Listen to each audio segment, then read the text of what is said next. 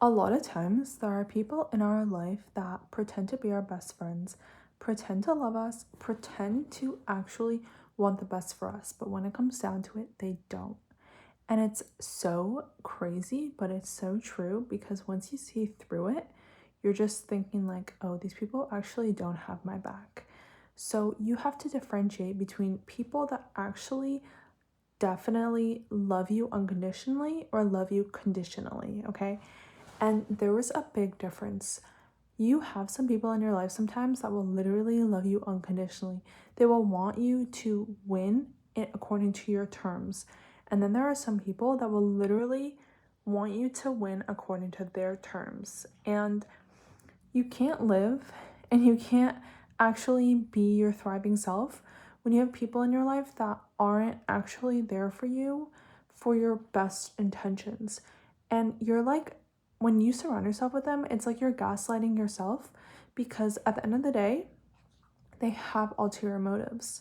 So you have to really be careful your circles. Like, who are you surrounding yourself with? And for a long time, I'm the type of person, like, I'm so kind, and I feel like I have so much like empathy towards people that I keep giving people the benefit of the doubt. Do you know what I mean? Like, I will constantly be giving people the benefit of the doubt, and I will keep them around my life. I will share my wins. I will share my stories with them. I will share my like connections with them.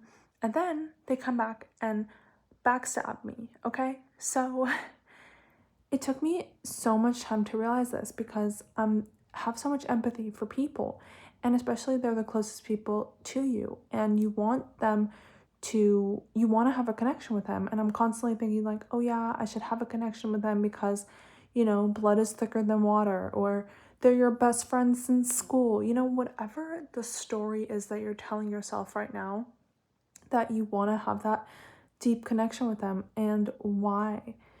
At a certain point, it doesn't matter how long you've been with this type of person. Like, it doesn't matter how long you've been doing something. If it's not working for you, you can't continue doing that. And you have to just realize that tomorrow is a new day. And right now, let's say in this moment, it's a new moment. And you have the power to do something differently and to actually live your life for yourself. And you don't have to always go back to these people and give them the benefit of the doubt. We're not doing that anymore.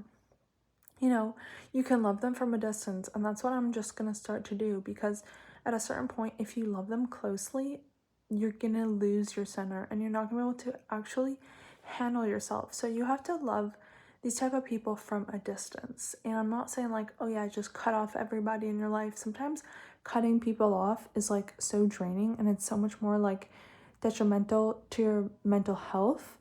But you can literally just love people from a distance.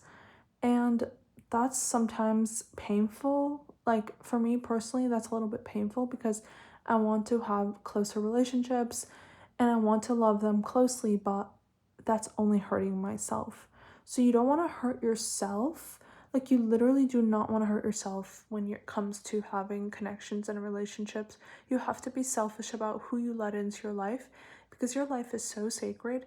It's your only life. And no matter what people tell you or have expectations of you or tell you like how you're supposed to live your life, no, we're not going to live for other people's life, okay?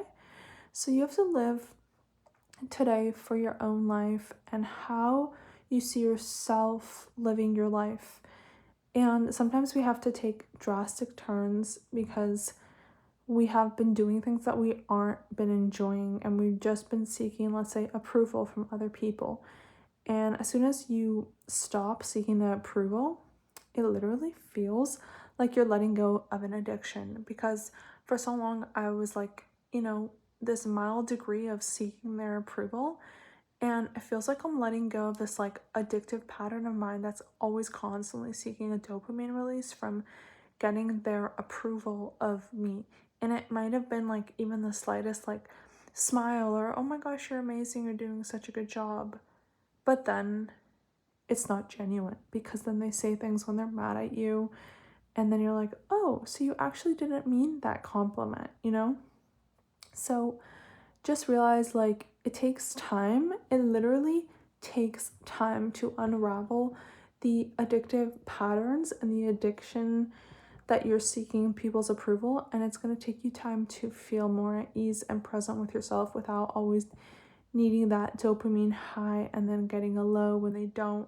Instead, we're trying to find the equilibrium, and we're literally just trying to go internally and find a way to love ourselves genuinely without seeking outward. And it's like it's gonna take time at first. Like for me, like I mentioned, like it literally feels like I'm stopping an addiction because it takes so much time to recalibrate and develop new neural connections in your brain to realize like, okay, let's let go of those neural pathways and let's develop new ones. Let's try to seek internal approval. Let's try to keep the promises we make to ourselves. And it's the baby steps. It's the small promises you make to yourself. If you tell yourself, like, okay, today I'm going for a walk, I'm gonna walk 10K steps, you wanna do it, because if you don't do it, you're gonna literally go back you're gonna look back at yourself and you're not gonna trust yourself. And even if it's so hard, you still wanna keep the promises you make to yourself, because that's how you're able to build up strength within your own self and your own cognition, like within your own brain and psyche, that you're actually able to trust yourself again. Because for so many years, for example, if you were relying on other people's approval and other people to say like, oh, good job, like if you're always looking towards other people, and I'm like literally talking to myself, then it's going to take a lot of rewiring to build up the courage and the confidence and the strength to tell yourself, like, good job. But how are you going to do that? Just like I mentioned earlier, keep the promises you make to yourself. If there's one small thing you can do, like, for example, if you want to start writing a book and you want to just say, okay, I'm going to write 3 pages every single day this week, and start small, or start like literally for 2 days, I'm going to write 3 pages. And it's starting so small. Like, you can try to say that I'm gonna do something for so many months, and then sometimes it's so hard to keep that promise because it's too vast, it's too big, or it's too vague. What are you gonna have to do? You're gonna try to make it more micro and try to really focus, like, okay, I'm gonna do the small habits.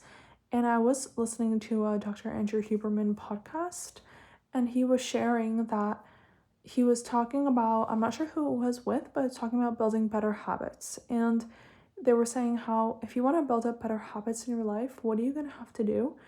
Put the things out that you want to do. Like, literally, some people to the extreme that the podcast was sharing, how they slept with their gym clothes on because they slept with their shoes on and the whole entire 9 yards, because they had to work out in the morning. I forget, like they had work right after. They wanted to get their workout in. So they literally had their whole entire workout outfit when they went to sleep. And some people like are needing that extra push. So what are you gonna do? For example, recently I wanted to get more into weight training. So what do? I put my weights out in my room. Before, they were in a separate room, away hidden, getting dust, and instead now they're literally in my room. And that's how I'm gonna start building my strength with weight training. And the simplest habits, like, let's say you look out in your environment right now and you see, oh, what is it most bringing towards me? Maybe you have a pile of unfinished laundry that you haven't folded yet. Maybe you didn't make your bed. And those are little micro things that are around your space that are telling your brain, like, oh, I can't keep the promises I make to myself. I'm just a mess. But what if you want to develop better habits? So maybe instead fold half of your laundry, or make your bed in the morning. And then if you want to start working out more, don't keep, let's say, for example, your sneakers like hidden away all the way in the back of your closet. Put them in the front with like your socks right near them and your whole workout outfit. Maybe you don't have to wear it to sleep, but you can just put it, like, prepare your clothes the night before of what you're gonna wear, and then you're gonna have it in the morning exactly what you're gonna wear. When your alarm clock rings, you're already like, okay, this is what I'm wearing, this is what I'm doing. There's no negotiating with yourself. So that's literally the small things in your life that you can do to slowly develop better habits in your life. And they're so small, but let me tell you, they add up tremendously. Like they will keep stacking, okay? So I hope you took something out of this video, and I hope that you can feel more empowered in a way that you can start trusting yourself more and building the strength to trust yourself more. And where if there is something that you're gonna do today that you're gonna trust yourself a little more, write it in the comments below. Feel free to share it with everybody, and we can start like connecting with each other. And we will see you back for the next video. Like this video, subscribe down below. Thanks for watching.